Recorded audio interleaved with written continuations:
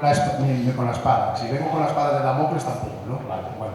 Vamos a ver, la idea es que vosotros pues hagáis preguntas. Habrá, sí, ciertamente, habrá habido alguna situación, algo que haya quedado por decir. Es tiempo de aprovechar, porque al final, como siempre tenemos un tiempo, ya hemos ido, yo, el de la Inquisición, hemos ido ya metiendo prisa para allí, para tal, entre estos 2 días, pues diciendo ahora sí, ahora para aquí, ahora para allí. Entonces, ahora que estamos en un clima un poco más distendido, las preguntas que hayan quedado en el tintero las podéis hacer ahora. Porque a lo mejor ayer, o antes de ayer, o sea, ayer en este caso, pues no tuvisteis oportunidad de... Sube, Marcelino, por favor. No tuvisteis oportunidad, o no surgió, o no estabais, pero escuchasteis algo. Entonces, ellos están aquí, están a nuestra entera disposición para que nosotros, pues, para responder a vuestras dudas y a vuestras inquietudes, ¿vale? Si alguien quiere romper el hielo, venga, Paloma, ahí. Hola a todos. Lo primero quería dar las gracias a la Asociación del Ministerio de los Estudios y Ministerio de Zamora porque habéis hecho un congreso maravilloso. Lo hemos disfrutado muchísimo, lo estamos disfrutando muchísimo y estoy deseando que llegue el año que viene. Eso para empezar. Y lo segundo, creo que eres tú quien dijo, Nando o Hugo, esta mañana que nos ibas a hablar sobre algo sobre perros, alguien que era muy sensible. No, era María, era María. María, lo siento, pero no me mires mal, me acabarás queriendo. Es que es un tema que me interesa mucho, porque yo tuve un perro y estuvo conmigo después de irse de este plano, estuvo conmigo 2 años hasta que yo le dejé ir. Entonces es un tema que me interesa mucho tratar. Y bueno, con Miguel igual, Miguel tiene un maravilloso, nosotros dos un nivel maravilloso, que es como una Biblia también. Si no le decís que suba y que le aplaudáis, ¿no? ¡Sube!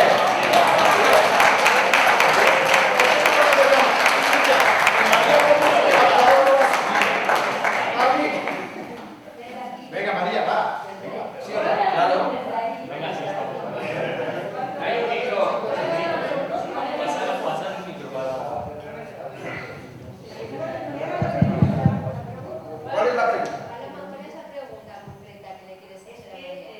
La pregunta exacta no sé, ¿qué experiencia has tenido tú con perros? O si eres sensible a verlos, o han vuelto perros que has tenido cuando ya se habían ido, así como no lo sé. María, sería ¿cuál es tu trabajo? ¿Cómo trabajas? Vale. Bueno, esa pregunta es más difícil todavía. Bueno, los animales siempre están con nosotros. Ellos es difícil que nos suelten, a veces vuelven en otros cuerpos en esta vida, a veces vuelven para vidas futuras. Y bueno, yo creo que nuestro trabajo es dejarles ir. Entonces, si tú conseguiste dejar ir al tuyo, Yo dejé ir porque ya era el momento. efectivamente. Pues creo que es lo importante, no sé si será soltarles. De sus charlas sobre su libro que compartí, no sabía que los animales podían quedarse con nosotros igual que las personas, ¿no? Bueno, es que son nuestros verdaderos guías, ¿no? Nuestros verdaderos guardianes, nuestros verdaderos ángeles. Compartir nuestra vida con un animal es lo más... Para mí el regalo más grande, y que es el madre también, pero bueno. Madre es una dificultad, ¿verdad? Sí. Mi perro lo hizo hace tiempo y lo tenía aquí y ella es muy grosa. Fue una experiencia, porque no estoy igual. A mí siempre que me veían en sensitivo, me decía, Bueno, si me permitís, estoy aquí atrás, aquí.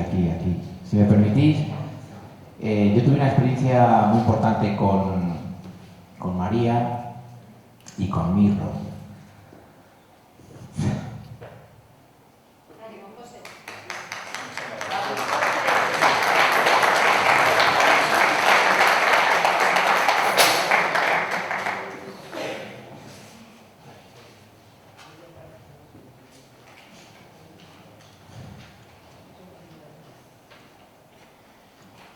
Mirro era un gato. muy bueno. Y decidió irse joven. Decidió irse muy joven. Yo no lo entendía. No entendía cómo era tan joven y con tanta vitalidad, porque yo sabía que él tenía mucha vitalidad. Entonces recurrí a María.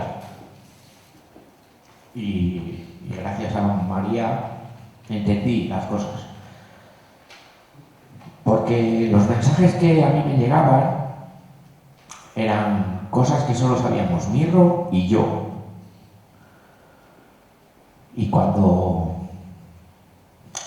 él ya decidió partir, porque bueno, hubo una lucha ahí, fueron varias semanas de lucha, porque bueno, yo no quería dejarlo ir. No quería dejarlo ir. Y al final, gracias María, al final María me dijo, mira, es su decisión por dos cosas. Una, porque él va a estar siempre con tu hija mayor, y otra porque va a estar contigo. Entonces, bueno, yo empecé a hablar con María y casi no la conocía, os lo puedo asegurar que casi a María no la conocía, fue a través de Marina. Y el día que Mirro ya decidió partir, yo decidí llevarlo al Hospital de León, al Hospital de Animales de la Universidad de León. Yo lo llevé, él ya entró muy malito, ¿vale? Pero yo tenía esperanzas. María me dijo, mira, José, tiene una lucha con sus guías muy importante. Tiene una lucha con sus guías porque, bueno, quizás sus guías sí quieren que él siga aquí, pero él tiene las cosas clarísimas. Y tiene muchos mensajes también. Esos mensajes solo los sabíamos él y yo, nadie más. Era algo que solo sabíamos él y yo. Y María me lo transmitió. Pero el día que Mirro decidió partir, cuando me llamaron del Hospital de León y fui a buscarlo con mi hija Rocío, con la mayor, yo tengo dos hijas, fue duro. Pero fue bonito. Porque en el camino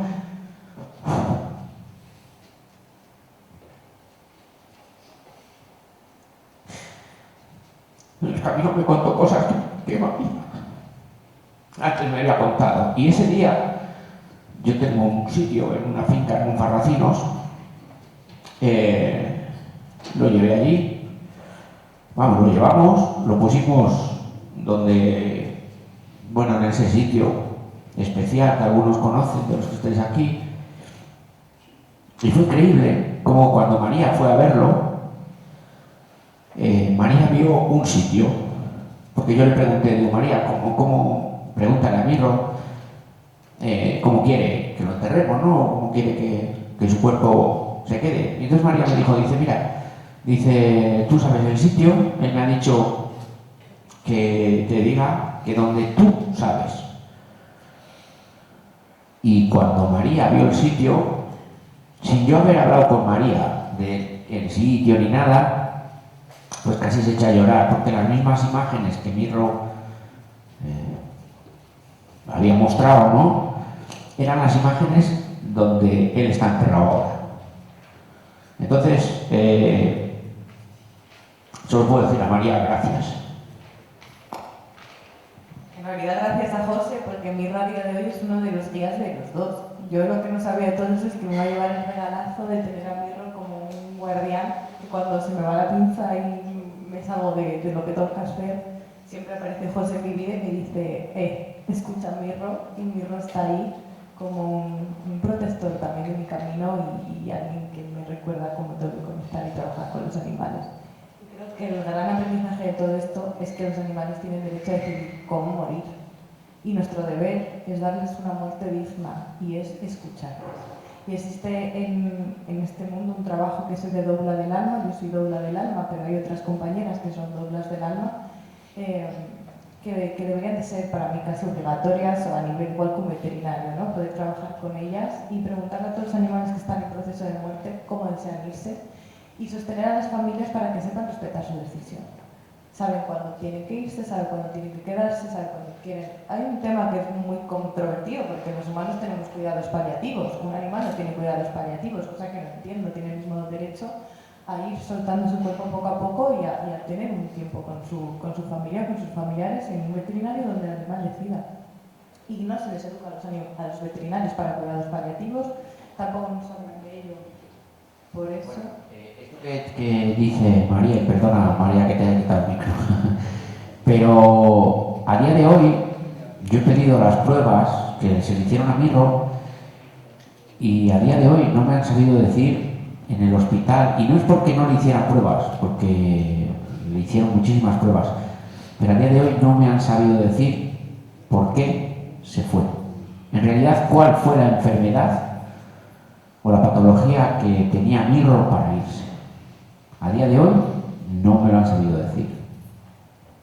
Él lo que decía es que tenía una misión con su familia y que no podía hacerla en el cuerpo físico en el que estaba. Y nada más.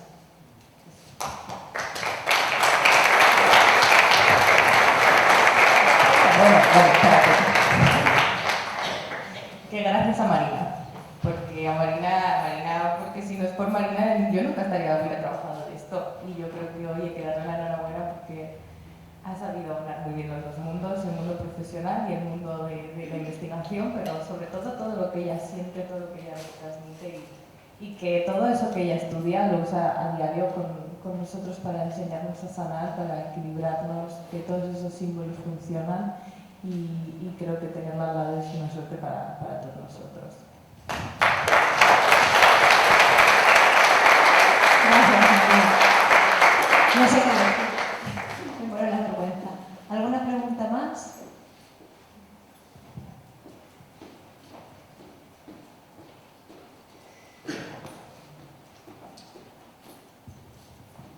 Hola, yo quería preguntarle a María, cuando un animal está muy malito y eres tú el que decides la eutanasia, ¿eso está bien? ¿O deberían de irse solos? Esto que tendría que pasar. A veces nos vemos obligados a la eutanasia, no estamos preparados para gestionar la muerte. Como humanos...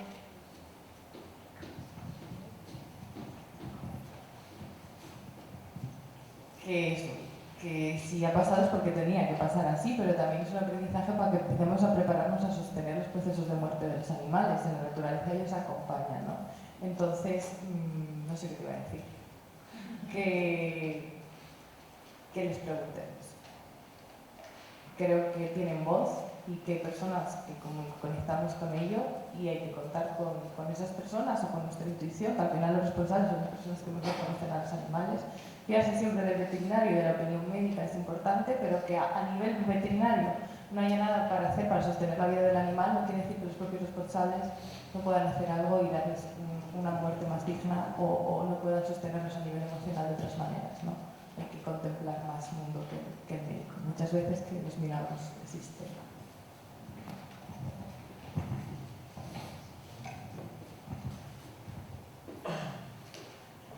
A ver, tenéis aquí una saga de profesionales increíbles, así que yo creo que algo que os quede ahí, algo que queráis hacer.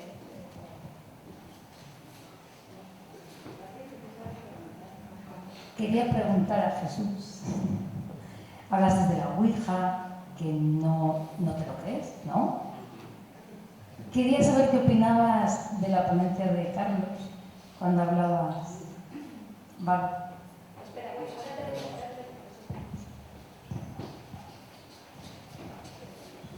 Pues creo que la ponencia de Carlos, quizá con un sistema de comunicación distinto, ha sido parecida a lo que planteamos ayer, porque a lo que planteé ayer en la charla de la Ouija, porque aunque hemos escuchado ejemplos y bastante conocidos, el repaso precisamente a la metodología y la prudencia en lo que respecta a no sabemos qué es lo que se manifiesta en las grabadoras, a pesar de que hay posibles y múltiples interpretaciones, me ha parecido, quiero decir, que además yo con Carlos estoy muy de acuerdo y muy cercano en modo de pensamiento y en modo de enfrentar los temas. Pero creo que al final esa es la postura y la perspectiva, es decir, una postura prudente, una postura que reconoce cuando efectivamente tenemos una anomalía, como puede ser una inclusión psicofónica, y a partir de ahí es donde empiezan a jugar y empiezan a entrar en juego en la partida pues todas las posibilidades. Es la voz de los muertos, es la voz del comunicador, es la mente, es una anomalía sin más. Bueno, ahí es donde hay que trabajar, sobre todo también, bueno, pues quitando el grano de la paja, porque también en el mundo de las psicofonías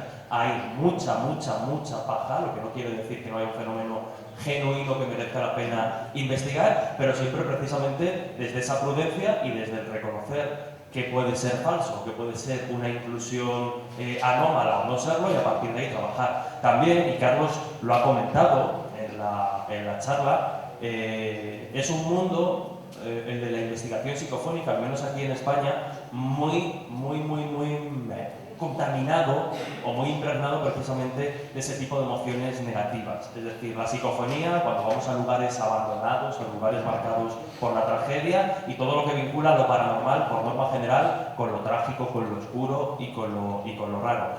¿Qué pasa en el mundo de las psicofonías? Que, por desgracia, perfiles como el de Carlos, el de Anabela y el de investigadores que realmente tratan de trabajar en serio en la cuestión, no hay demasiados. Por desgracia, lo que vemos son ejemplos de prácticas y experimentaciones psicofónicas. Les llego aquí, pongo mi móvil o pongo mi grabadora porque yo creo que estoy controlando con mi oído todos los sonidos que hay en el ambiente, y a partir de ahí ese es el control que yo establezco para grabar. Y luego si sale algo, uy, qué extraño. No, hombre, hay que tomar una serie de medidas y hacer la experimentación en condiciones. Y no sé si quiere comentar Carlos al respecto a algo de esta cuestión. No sé si he respondido a la cuestión. No sé, estoy totalmente de acuerdo, ¿no? Una grabación de psicofonías tiene que hacerse con la mayor rigurosidad, ¿no? Y luego tiene que haber un proceso de que tú puedes entenderlo, y las que no puedes entender, pues descartarlas como psicofonías. Es decir, a menos que haya todo un historial o toda una tradición, ¿no? Ahora vamos a intentar una anécdota después. Tienes que, porque aquí es verdad, yo siempre lo digo, pero tiene un matiz. Las máquinas no se equivocan, ¿no? Las máquinas no se equivocan, pero nosotros al escucharlas y al entenderlas a veces sí, ¿no? Porque el cerebro, no os voy a dar una chapa con esto, ¿no? Pero el cerebro humano para la comunicación tiene que entender rápido, sobre todo, entender las palabras y el concepto rápido. Entonces cuando escuchamos una psicofonía vamos a lo primero que entendemos. El cerebro va a lo primero. Y claro, a veces pues no es lo correcto. Y saber exactamente lo que dice una psicofonía a veces es muy difícil, ¿no? Entonces yo creo que hay que aspirar cuando experimentas. Yo animo a todo el mundo a experimentar con rigor, con seriedad, y a conseguir resultados buenos, concretos, buenos, o sea, buenos, inteligibles, que lo pueda entender todo el mundo, ¿no? Lo demás pues está sujeto a que te creas o no te creas lo que dice, o si es que hay mucha subjetividad en el entender las psicofonías. Y rápidamente una anécdota, creo que lo que comenta Carlos es súper interesante. Ojalá todo el que se plantea investigar o experimentar con el fenómeno de las psicofonías tuviese acceso a grandes medios, a poder utilizar pues, una cámara anecoica, una jaula de Faraday, y a poder investigar en un laboratorio. Pero es verdad que muchas veces la cuestión psicofónica también es cuestión de método y autoexigencia. Es decir, aunque no tengas un acceso a grandes medios o a un gran laboratorio, tú mismo tienes que ser coherente con estas cuestiones. Y sin dar nombres, sí diré que uno de los grandes referentes en lo que respecta a experimentación psicofónica en nuestro país, recuerdo cómo estábamos, además a lo mejor Paloma lo recuerda porque fue precisamente en Menamaurel, donde se conserva, creo que es la mesa de autopsias más antigua que tenemos, un sitio donde se organizan unas jornadas estupendas, que está cercano, está en un cementerio y al lado tiene precisamente esa mesa de autopsias. Pues allí nos metimos, un grupo de investigadores, de divulgadores, a hacer una experimentación psicofónica. Y a mí hubo dos cosas, al igual que me pasa con la Ouija, que claro, me hacen saltar las alarmas. Una fue, y aquí sí que puede tener cierto sentido, que era invierno, hacía frío, y todos íbamos con el típico abrigo, plumas y demás, que ya sabéis que hace como mucho ruido cuando roza y demás. Entonces, claro, lo que nos dijeron es, no importa que haya ruido, hacer más ruido porque esto va a servir como portadora. Bueno, podríamos ver si Pero claro, lo más curioso es que en esa experimentación empezaron a salir, pues, igual que aquí en el turno de descanso de las charlas, empezaron a salir pues, la gente a echarse un cigarrito, a hablar y tal, y empezó a colarse todo ese ruido de gente. Y el experimentador en este caso dijo, seguimos, tampoco importa, porque como sabemos que son las voces de fuera de la calle, si se cuela algo raro sabremos identificar perfectamente si es una inclusión anómala o es la que está viendo la charla que de repente está diciendo. Entonces, claro, a lo que voy es esto, ¿no? Que muchas veces es cuestión también un poco de voluntad, a decir, hombre, tú vas a poner a hacer una experimentación con un montón de ruido en la calle. Luego creo que sería difícil diferenciarlo, no lo sé.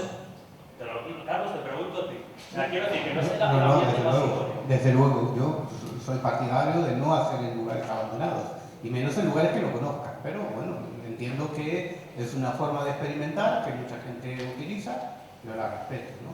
Pero cuando vas a un lugar abandonado, tienes que extremar mucho lo que es la rigurosidad en la experimentación. Primero porque si vas de día y está anocheciendo, es un lugar abandonado, las paredes son antiguas, puede haber maderas que crujen, puede haber dilatación de las... Y un ruido, por ejemplo, una moneda caer grabado por ahí con un eco y con determinadas, en unas circunstancias no controladas, cualquier ruido, puede parecernos una palabra. Por esa inmediatez que tiene el cerebro nuestro de querer entender rápido, o si no, no sería posible el lenguaje, ¿no? Nosotros tenemos que entender rápido las palabras. Y si un ruido complejo, un ruido, por ejemplo, una piedra que cae, algo que cruje, pues podría parecernos una voz. Hay que ser, si vas a investigar o experimentar en un lugar abandonado, extremar muchísimo las condiciones, ¿no? Y después hay otras cosas técnicas que nunca se tienen en cuenta, ¿no? O sea, las grabadoras, cuando las dejas en silencio, sobreamplifican hasta el máximo que dan. Y por ahí algo que pasa en otra habitación, o si estás en un piso y hay un vecino con un perro lejano que ladra, también te puede salir. Y claro, es importante lo que dice Carlos, la tecnología no falla. Es decir, a lo mejor tú, el experimentador, va a escuchar a ese perro que ladra, pero la grabadora sí es capaz de captarlo. Entonces el experimentador dice, vale, yo no escuché ningún perro, por tanto no había ningún perro. Hombre, si la grabadora lo ha registrado, es muy probable que no. Entonces, siempre hay que tener un poco esa honestidad con el fenómeno. Por eso digo que no estoy diciendo que no sea un fenómeno interesante y demás, pero tomémoslo como merece en lugar de perder el tiempo con supuestas psicofonías que probablemente no lo sean, y centremos el tiro en las que realmente pueden merecer la pena y decirnos o aclararnos algo del fenómeno. Pero bueno, yo cierro ya este tema y supongo que habrá más preguntas. Perdón. Muchas gracias a los dos, y si me permitís ampliar un poco la información. Yo siempre he dicho que cuando se graban voces, ¿vale? Hay dos tipos de voces, las psicofonías y la transcomunicación, desde mi punto de vista. Una psicofonía, a mí me preguntáis qué es una psicofonía y yo os digo, no me lo creo. ¿Cómo os parece? Siendo aquí la más, que es la que forma estas fonías. Una psicofonía o una palabra que podemos entender perdida en el tiempo una vez que tal. Yo creo que la ciencia todavía está en pañales, ¿vale? Y yo creo mucho más allá de lo que conocemos. Y para mí una psicofonía es simplemente una voz perdida en el tiempo.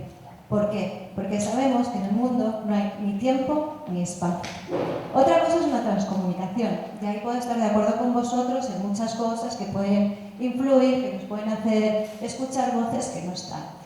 Pero yo os invitaría a hacer un trabajo, y es, a lo mejor, no investiguéis tanto y comprobarlo más, porque lo que hacéis realmente es buscar pruebas de fuera para intentar decir esto vale o esto no vale. ¿Queréis sentir el fenómeno? Os invito a sentir el fenómeno y que seáis vosotros mismos los que podáis venir aquí la próxima vez y nos digáis vuestra propia experiencia. Es simplemente un apunte que quería hacer.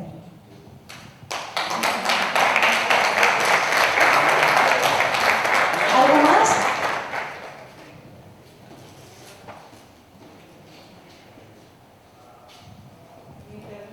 Es para Miguel y Nando, pero como Nando no está, espero que me pueda responder. Quería saber qué opinión teníais sobre esto de que muchas personas desaparecidas son abducidas por ovnis o gente extraterrestre. ¿Qué opinión teníais vosotros sobre eso? Bueno, pues... No, prefiero mejor que tú. Pues, ¿cómo explicártelo? Pues es que es muy relativo, ¿no? Digamos que no hay tantas aducciones como se piensa, ¿no? Que lo que sí que hay, nosotros hemos constatado, es como con ciertas personas hay un cierto contacto de una manera, hay personas incluso que durante toda su vida tienen un contacto de una manera muy curiosa, ¿no? Tiene fenómenos, tiene lo que es, observa fenómenos, avistamientos, sucesos a lo largo de la vida. Otras tienen a lo mejor un suceso, otras incluso le dan mensajes, o sea, es muy relativo, ¿no? En este tipo de fenómenos, ¿no? Pero el mensaje siempre es más personal, pero las aducciones como tal no pienso que haya de esa manera. Hombre, sí que tenemos algún caso de espacio, de tiempo perdido de algún testigo, pero no vamos a llamarlo aducción, ¿no? Vamos a llamarlo otro tipo de cosas, porque no sabemos el tipo de intervención que pueda haber. Lo que sí que nosotros hemos constatado en este fenómeno, y en algunos casos, es que la intervención del fenómeno interfiere en el espacio, en el tiempo, e incluso influye en el pensamiento del testigo, al cual va a ejercer o se va a producir ese fenómeno, ¿vale? Incluso constatamos que hay un algo más, después de que no es consciente el testigo. En esa intervención, en ese fenómeno que va a suceder, hay algo más que el testigo no va a recordar, vamos a decirlo de esa manera. Hay un algo más, de ese espacio y tiempo, ¿no? No sabemos qué tipo de intervención, de manipulación haya en ese fenómeno, en ese tiempo perdido, en ese suceso. Incluso, aunque no haya tiempo perdido, hay un algo, hay un flujo, una energía, un algo que interviene sobre el testigo o testigos. Eso no lo habéis entendido. O sea, que no es que... Bueno, aducción como tal no se llama aducción, pero sí que hay una intervención, un algo, ¿sabes? Pero no tiene relación. Sí que tiene relación, pero digamos que yo no lo llamaría aducción, ¿vale? Hay un algo. Y... Un contacto sería más bien. ¿Cómo? Sería más bien un contacto con algunas personas.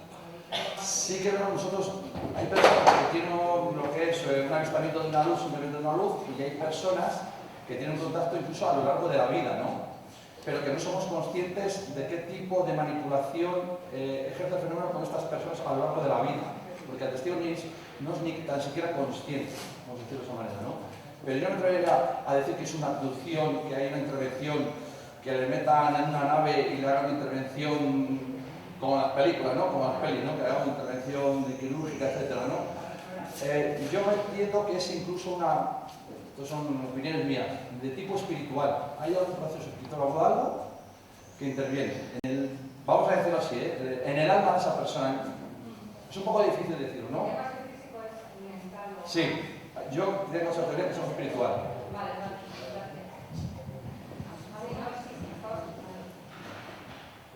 ¿Alguna pregunta más? ¿Sobre dónde dice?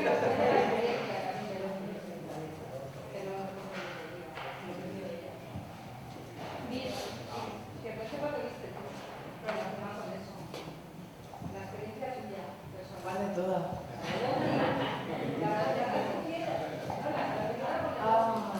Vale. Bueno, sí, mira, que como por rematar eso. Sí, fue en el 2013 en Noja, Cantabria. En la playa Gris hay una montaña muy conocida ahí que la llaman la montaña de la cabra. Y además esa noche era luna nueva, total, que no se veía nada. Y bueno, subimos arriba y de repente se veía como mucha luz, y claro, era como, a ver, no hay luna llena, no hay focos, no hay nada, o sea, tampoco son unas fiestas, como podrías pensar, pues a lo mejor han lanzado por el uno, y nos dio por mirar hacia el mar, y veíamos sobre el mar una luz ovalada muy brillante, muy fuerte, muy brillante, y se iba acercando, ¿vale? Se iba acercando y elevando, ¿vale? Se iba cada vez haciendo más grande porque se iba acercando. Nuestra sensación era, bueno, de parálisis, asombrados, ¿no? Y nos conseguimos mirarnos, que fue lo más sorprendente de decir, lo estás viendo, ¿verdad? O sea, sí, vale, pues volvemos a mirar. No sé ni parpadeábamos, ¿vale? Fue no sé, se paró el tiempo de alguna manera.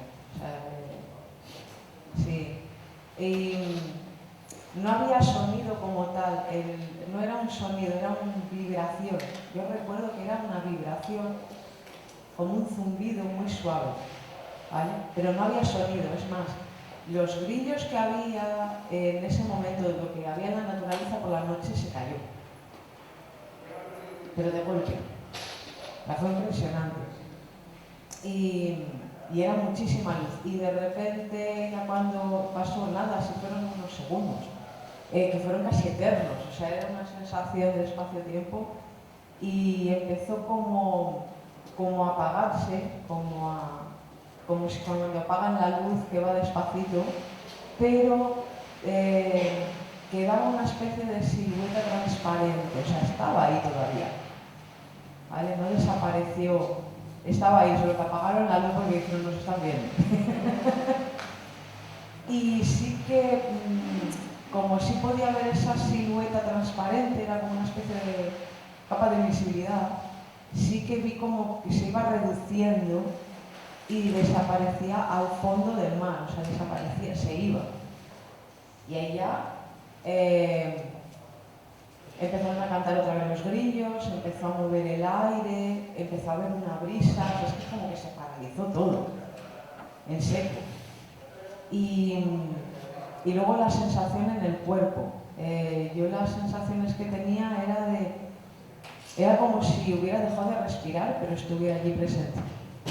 Como si me hubiera quedado una apnea durante un periodo de tiempo que no sé ni lo que duró. Pero cuando ya volvimos al pueblo, porque estábamos un poco en estado de shock, nos dio por mirar la hora y se habían pasado casi 3 horas. ¿Qué ha pasado? Si estábamos ahí y nadie lo vio.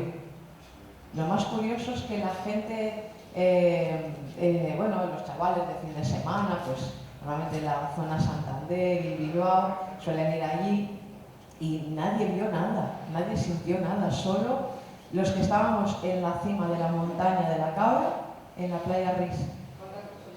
2. La otra persona no quería hablar del tema.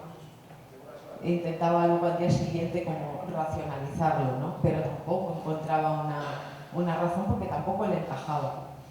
Creo que es el que más me impactó, porque era una persona como más lógica. Y yo era como que sí. No volvimos a hablar del tema, pero sí que fue un momento único.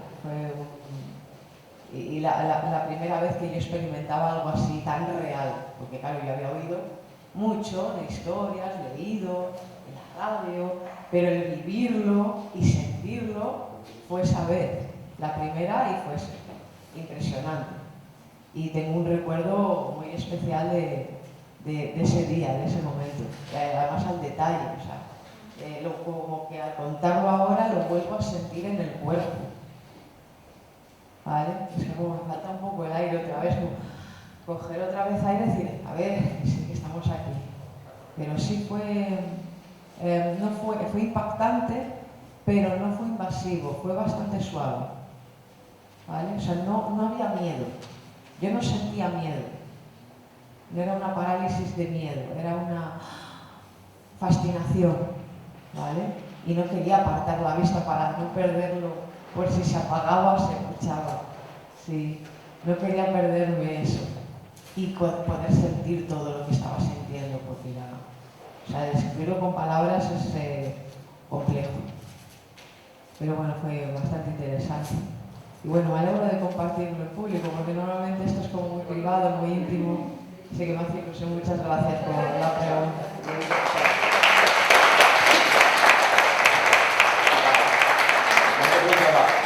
Con lo que hay que quedarse, ¿tu sensación qué fue? ¿Positiva o negativa? O sea, no estás diciendo que fue positiva, ¿no? Y estamos aquí, tu caso, que es una pérdida de tiempo, ¿no? ¿Tú ves que es una pérdida de tiempo? No es una pérdida. Era como un encuentro. espacio-tiempo. No sé cómo explicarlo. Por eso digo que no eres consciente, Sí. quizá, del tipo de manipulación que estaba ejerciendo ese fenómeno sobre ti. Hay algo más que no sabemos. Es lo que quería decir yo antes. Sí, bueno, sería un ejemplo. Sería un ejemplo más o menos práctico de lo que él estaba comentando para que se pueda entender, ¿no? Pero sí, más o menos sería eso. No sería una pérdida, pero sí hay algo ahí que es como una especie de manipulación, hay algo ahí que está manejando que tú no puedes controlar. Sí. Una puesta en escena. Eso es, pero que es muy real. Quizá a lo mejor otras personas que estuviesen cerca de ahí no lo vieron. La puesta en escena fue por aquí. ¿Vale?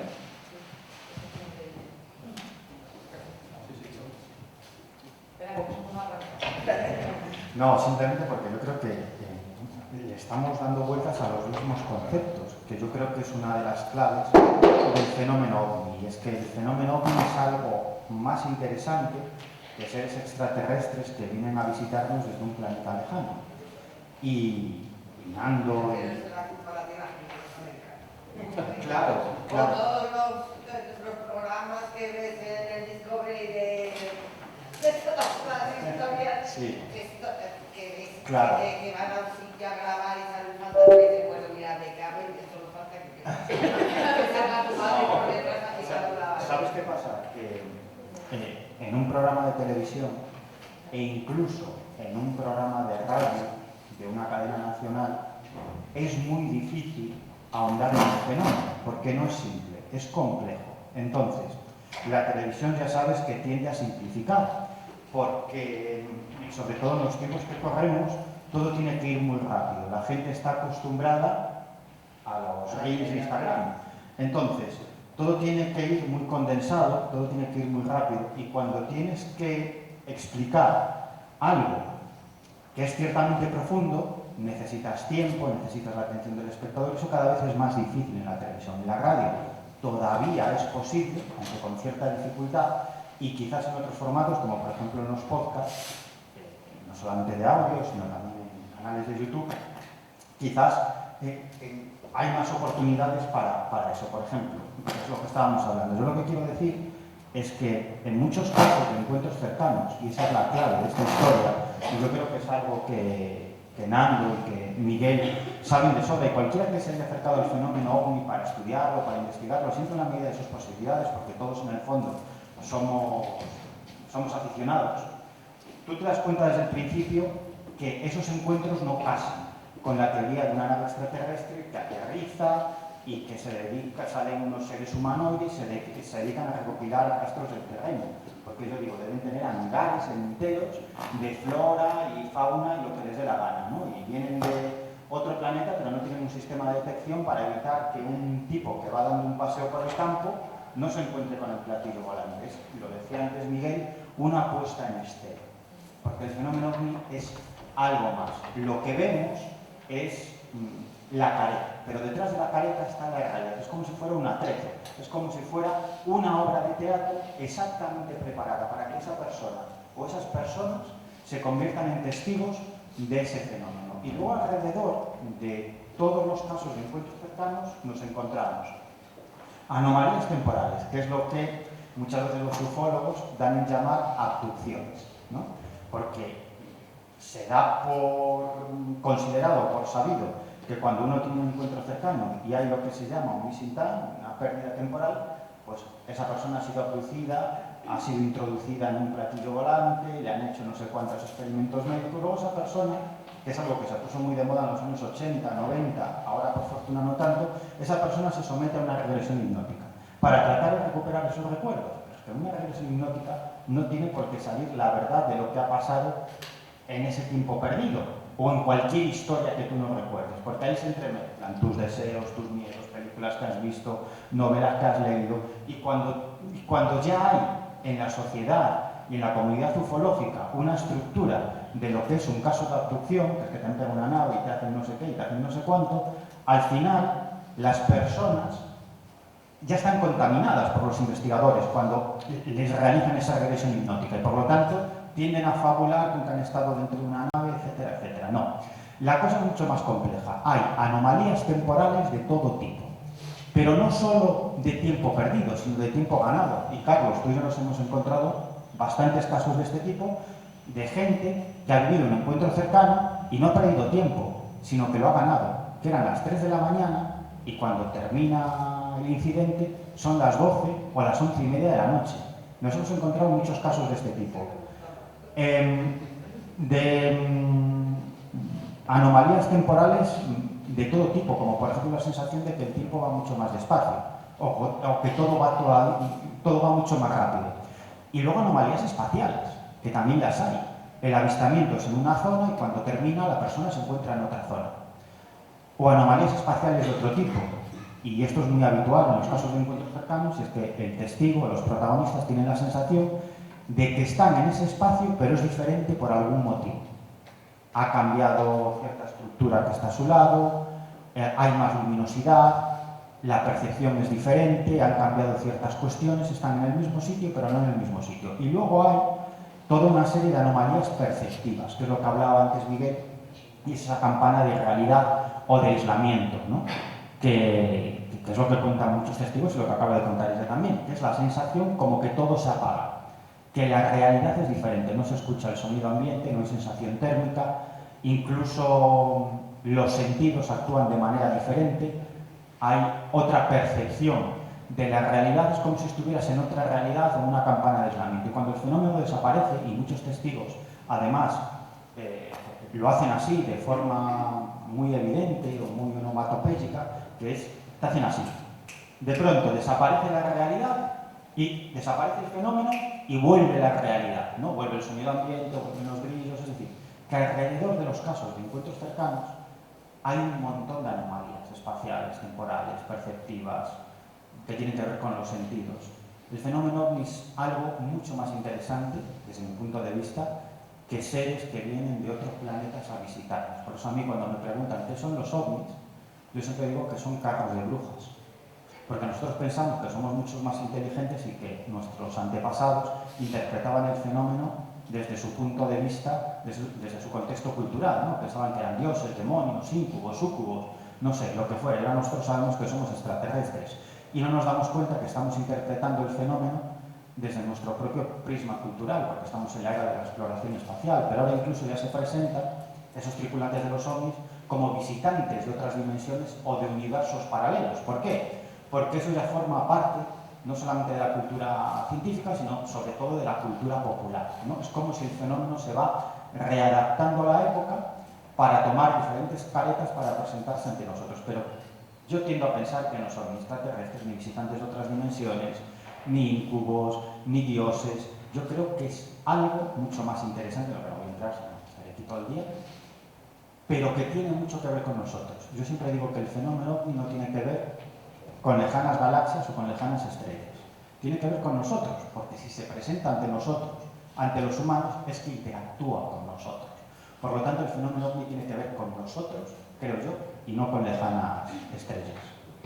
Totalmente. ¿Cómo que su subconsciente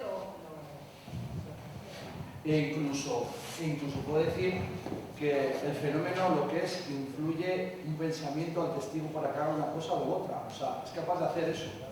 Con lo cual, ¿qué clase de manipulación hay en este fenómeno? Que es completa. La manipulación es al 100%, en todos sentidos.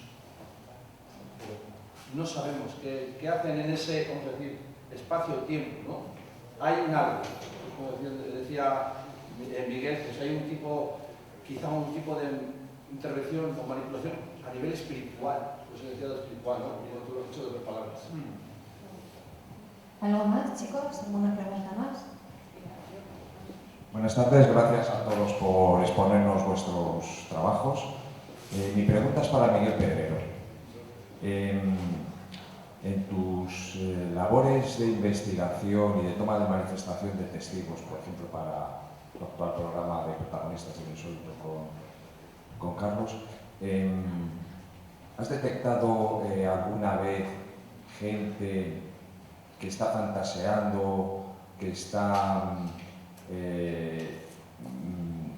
mintiéndote o engañándote y ¿cómo lo detectas? Si se lo has llegado a decir, no se lo has llegado a decir. También tengo la inquietud de saber, si a medida que vamos avanzando y vamos perdiendo el miedo a contar este tipo de historias, si hay más falsedades o menos que antes parecía que como hablar de temas de misterio era más, no sé, que te podían tratar de loco, y ahora parece que no, que estamos como más abiertos a todo eso.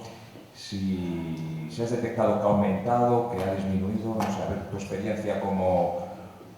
Igual que estamos hablando tú y yo ahora y tú detectas en mí mis vibraciones de que estoy nervioso, de qué tal, detectas también, me imagino, a la gente cuando te están mintiendo, se están fantaseando, se están, no sé. Cuéntame tu experiencia, gracias.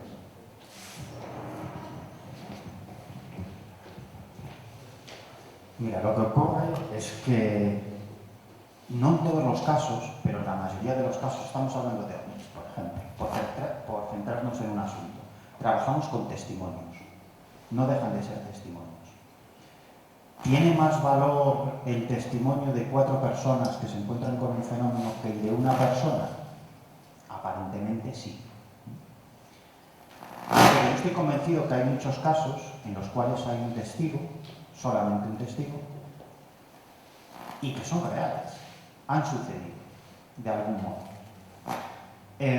Hay otros casos en los cuales tienes toda una serie de elementos de juicio, porque no es un testigo, son varios, o incluso, y eso nos ha pasado en varias ocasiones cuando recopilamos un testimonio y hacemos una batida por la zona, y nos encontramos que otras personas, desde otro punto, estaban observando ese mismo fenómeno. Y no se conocían entre sí, entre los primeros testigos, entre los testigos iniciales que entrevistas, y luego los testigos adicionales que obtienes. En otras ocasiones hay detección de ese objeto por algún tipo de aparato electrónico o incluso fotografía. Sobre todo estoy hablando de casos militares o de casos de pilotos comerciales, en donde en muchos casos sí que tenemos otra serie de evidencias. Ahora bien, yo creo que hay muchos casos de un solo testigo que son absolutamente reales. Te diría que en la inmensa mayoría. Y tú me puedes preguntar, vale, ¿cómo tú lo puedes saber? ¿Cómo lo puedes detectar? En realidad, nadie, ni yo ni nadie, puede poner la mano en el fuego al 100%, porque te pueden engañar. A mí me pueden engañar y a cualquiera nos pueden engañar, ¿no? Pero hay una serie de circunstancias, lo que yo llamo marcas de veracidad, que se repiten en muchos casos de encuentros cercanos y que son absolutamente absurdas. Es decir, si alguien te quisiera engañar, no te contaría algo tan tremendamente absurdo. Y sin embargo te lo cuenta porque es lo que ha pasado, ¿no? Y no hablo tanto, que también, de toda esa serie de anomalías espaciales, temporales, lo de la campana de realidad, que te lo describen muchas veces con diferentes palabras, porque no saben cómo explicarlo, ¿no? Algunos dicen, pues era como si estuviera una campana de aislamiento, ¿no? Lo decía Miguel. Otros dicen, como si todo se hubiera apagado, como si estuviera en otro sitio. Y yo nunca lo pregunto, siempre te lo dicen, ¿no? Con miedo, ¿no? Como diciendo, bueno, voy a decir esto que le puede quitar incluso credibilidad. Y luego otros muchos elementos absurdos, por ejemplo, lo de la carretera, encuentros en carretera, cuando el testigo te dice, oye, pues, de pronto, antes de que sucediera ese fenómeno, iba por la carretera y no había ni un solo coche, es como si todo estuviera desierto. Y era imposible, porque a esas horas estoy acostumbrado a ir por ahí, hay un tráfico tremendo, y no había ni un solo coche. Esto cuando te lo dicen una vez, vale, pero cuando te lo dicen 500 veces, ¿no? Y luego un montón de elementos absurdos al relato. Un tipo, por ejemplo, me acuerdo, que además lo seguí con Marcelino Repejo, un hombre que era taxista y que trabajaba en Lugo y vivía en Monforte de Lemos, creo recordar, y él decía que iba con el taxi hacia casa y sintió unas ganas enormes de fumar. Entonces se echó a un lado, se echó al arcén y salió a fumar. Y en ese momento observó un objeto triangular enorme que hizo una serie de maniobras, lo que es un encuentro cercano. Y nos decía, ¿sabéis qué es lo más extraño? Que hacía 15 años que había dejado de fumar. No tenía ni papel de tabaco, ni mechero, ni cerillas. O el tipo que va a ver un partido de fútbol, una semifinal de la Champions y sale del trabajo y va a toda leche porque quiere llegar a ese partido de fútbol, ¿no? Y de pronto dice, vi un camino por ahí y digo, ¿a dónde va a dar ese camino? Y es absurdo porque tú dices, pero hombre, ¿ibas con prisa para ver el partido del Real Madrid? No. Oye, a ver qué vaya por ahí. Y se mete ahí y se encuentra con el fenómeno, ¿no? O sea, hay una serie de marcas de veracidad que tú dices, aquí hay algo. Y en cuanto a la segunda cuestión, en cuanto a si ahora mienten más, yo es que creo que en general no mienten. Hombre, casos, ¿no? Pero en general no mienten. Sí puede haber errores de percepción. Gente que cree que ha visto algo extraño y es explicable, pero te lo describe tal como lo ha visto. Es tu labor saber qué es lo que ha visto, pero no te están mintiendo. Yo mentiras como tal, falsas, sí me he encontrado con casos, obviamente, por diferentes motivos, pero no es lo habitual. Lo habitual es que la gente te cuente algo y que te diga, esto es así, mira, y termino, 30 segundos simplemente. Me acuerdo una vez, una noche, cuando yo trabajaba en la Radio Autonómica Gallega, en un programa que se llamaba Milenio, que era el Misterio, que iba a ser de lunes a jueves, y entonces me llama el director del programa y me dice que está llamando una gente de un pueblo del sur de Orense que están viendo un ovni en el cielo, que ha estado parado un rato, que descendió, aterrizó en el suelo y quemó el terreno. Claro, cuentan eso, vamos hacia allá, inmediatamente. Y ahí estaba la gente esperándonos. Habían incluso hasta dibujado un esquema de cómo era el ovni, cómo lo habían visto en el cielo, cómo había descendido, cómo había quemado el terreno. Era de madrugada y no podíamos avanzar hacia el terreno. Entonces esperamos a las primeras horas de la mañana y con esa gente fuimos hasta allá. Y la descripción era de un aterrizaje ovni.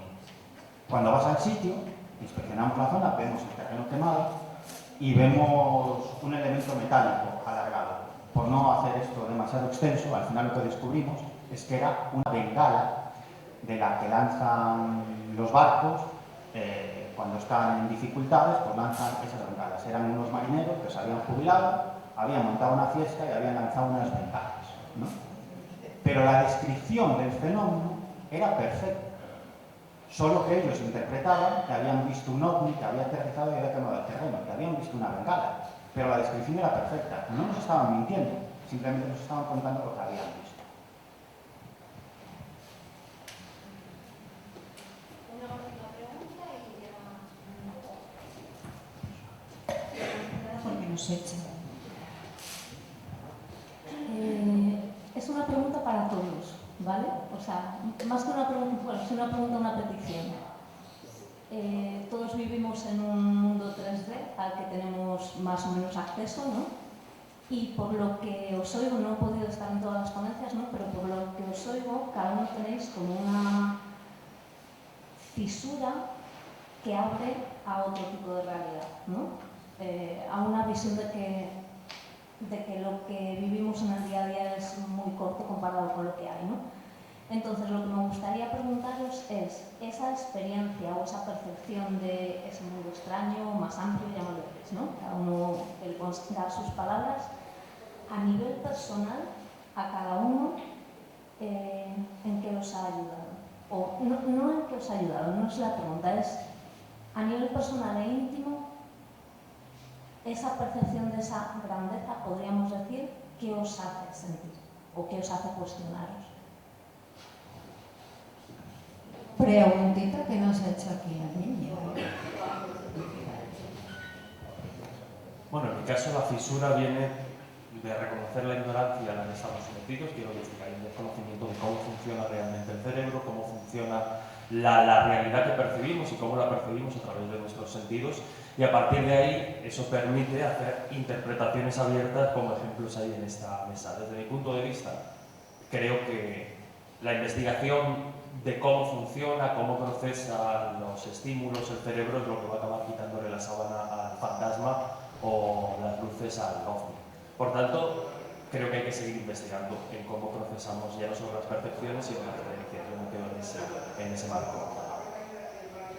Bueno, yo básicamente como Jesús, que no estamos tan lejos, pero yo diría que es una puerta abierta al conocimiento. Yo sé que soy un fan de saber todo, ¿no? De saber todo, no de cotillas, ¿no? De saber cómo funcionan las cosas, todo, ¿no? Y entonces, pues esto es la mejor puerta abierta que hay para buscar nuevas realidades y nuevas comprensiones, ¿no? Para mí. Aparte estoy de acuerdo con ellos, que es un portal de conocimiento, pero también a nivel interno lo siento como una apertura al vacío, ¿vale? A esa sabiduría que todavía queda por explorar mucho y que no sabemos nada. Esa es la sensación que tengo. Lo siento aquí, pero también arriba, ¿vale? Empieza desde dentro. Pues para mí sería conocimiento, ¿no? Conocimiento y el saber, ¿no? Porque yo creo que conocer algo sobre el fenómeno OVNI creo que nos ayudaría un poquito a comprender lo que es un poquito el universo, ¿no? Así de corto, complejo es mi respuesta, ¿no? Yo creo que es quizá una clave, ¿no? Para entender cómo funciona este universo, que hay mucho más que no somos capaces de percibir, ¿no? Con nuestros propios sentidos, pero hay muchas más cosas, ¿no? Y conocer eso sería, pues, bastante sustancial, ¿no?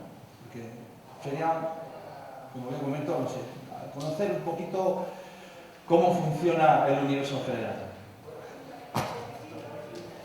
Bueno, yo creo que estos asuntos conectan con las tres preguntas claves que todos nos hemos hecho en alguna ocasión de una u otra forma. ¿Quiénes somos? ¿De dónde venimos? ¿Y qué pasará con nosotros cuando fallezcamos? Y en el fondo, esa búsqueda es lo más fascinante que se puede hacer, pienso yo. Y investigando estos temas, sea cual sea, cualquier tema que tenga que ver con las anomalías, conecta con esas preguntas.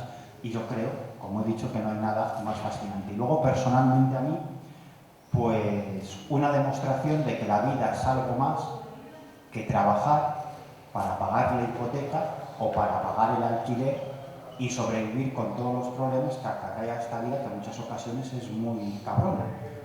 Y todos tenemos problemas y nos vamos a enfrentar a muchos problemas. Y a mí estos temas lo que me hacen es ver la vida y ver la realidad de otra manera y llegar a la conclusión de que la vida es algo más que eso, que hay algo más que es más interesante, que es más profundo y que es más trascendente. Entonces a mí lo que me da una libertad tremenda es venirme a estas jornadas o irme con gente como Miguel o como Nando a perseguir casos y me olvido de todos los problemas y pienso que la vida es algo más y que hay algo más fascinante y más profundo y más trascendente que nos va a dar.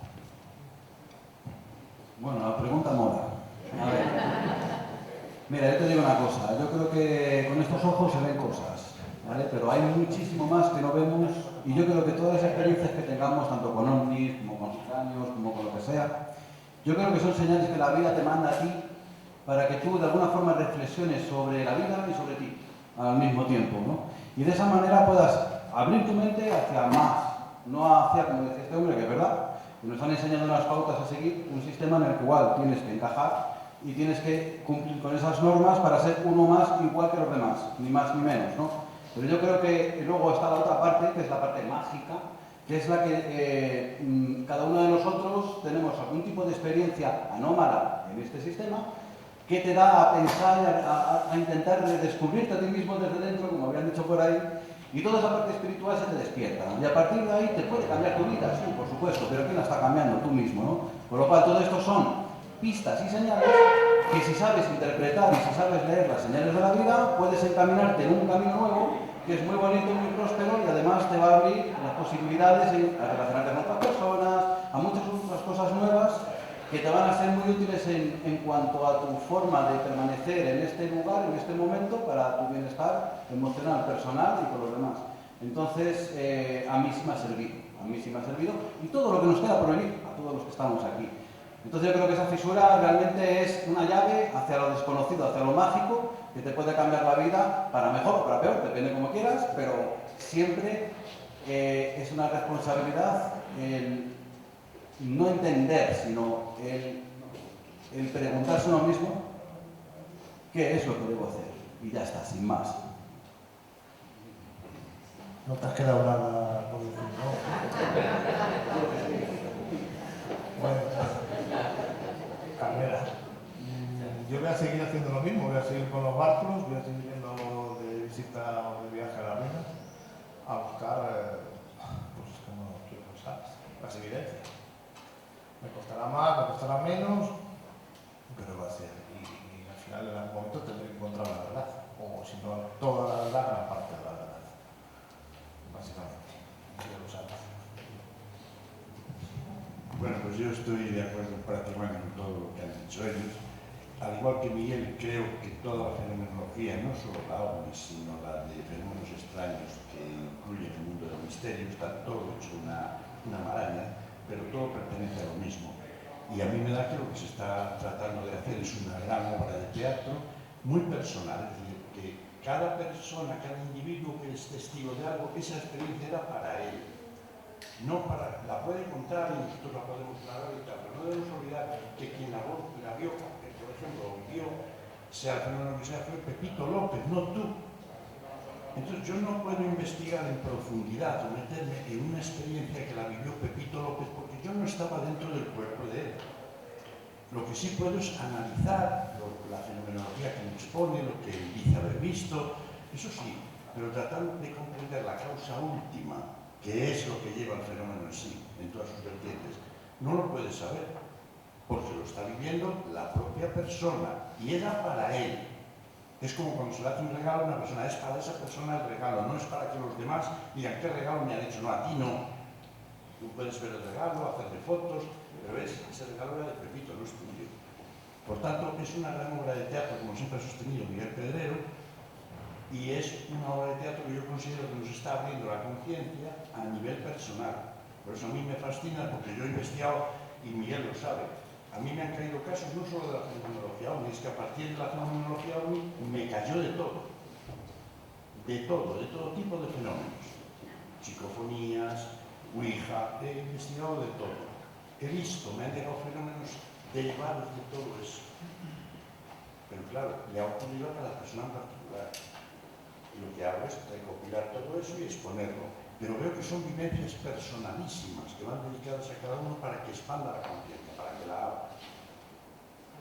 Y la causa última, que está detrás, creo que no lo vamos a saber nunca. Nunca. Así que lo considero algo muy personal.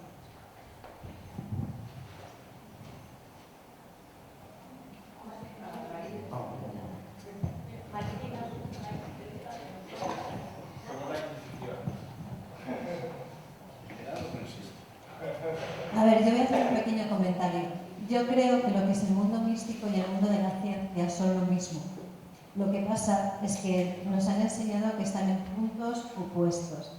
Llegará un día, y me encanta esta frase, que la magia del hoy es la ciencia del mañana. Os acordaréis que antiguamente cuando la gente estaba malita iba a una bruja, ¿no? Le dolía la tripita y le daba una infusión de hierbas y se curaba.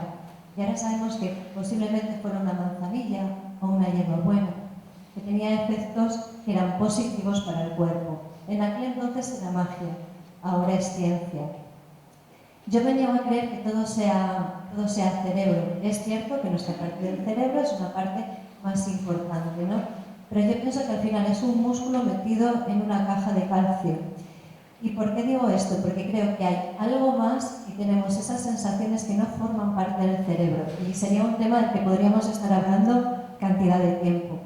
Y creo que últimamente, sobre todo las últimas investigaciones que se están haciendo con las ECM, lo podemos comprobar en gente que incluso era ciega y cuando ha vuelto ha podido dar datos específicos de cosas que estaban pasando y no tenía cuando estaba aquí, en este plano, del sentido de la vista. Por lo cual, yo creo que hay algo más y el cerebro que es el que lo rige, pero somos mucho más que eso. Y lo que digo, si queréis saber un poco cómo me ha cambiado a mí la vida, a mí sobre todo lo que me ha dado ha sido una dosis de humildad. El hecho de poder trabajar con la gente para mí es lo más importante. Es lo que me hace ir cada día a casa con un sentimiento de felicidad y en sentirme que soy útil para la sociedad. Entonces yo creo que eso es lo más bonito que me ha podido pasar y eso es lo que me recuerdan cada día las personas que me van a visitar. Así que en principio para mí es esto. No sé si te he respondido, Carmela. Y para mí es esto.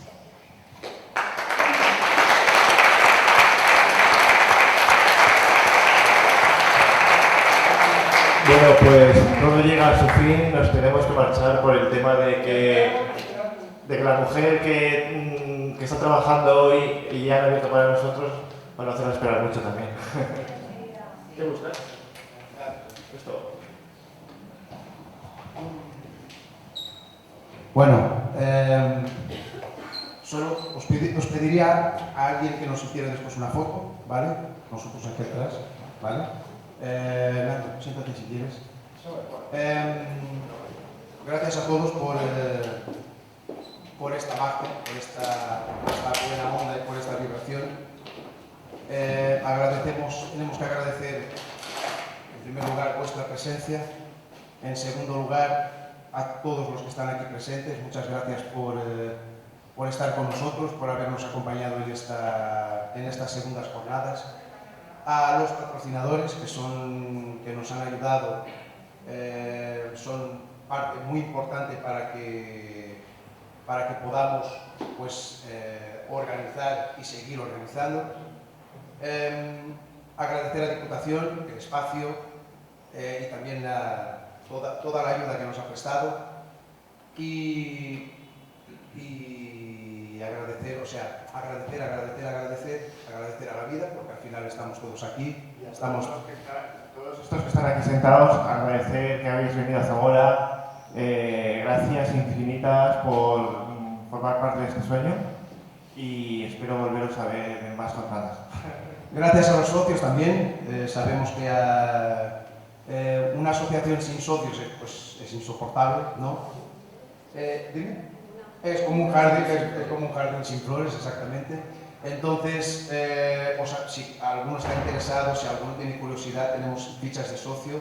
Estos 20 euros que pedimos al año, como veis, van a ayudar a seguir organizando otros eventos que ya tenemos en mente y que ya os iremos contando. Y no quiero daros más la murga. ¿Queréis decir algo? Gracias por venir. Gracias a todos. Gracias por venir. Bueno, vamos así, es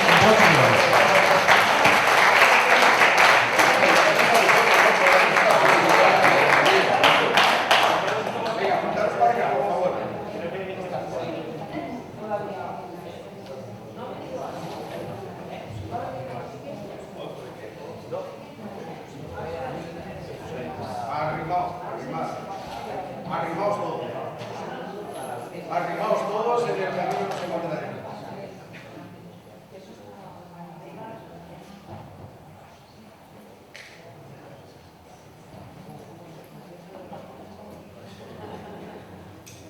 Muchas gracias.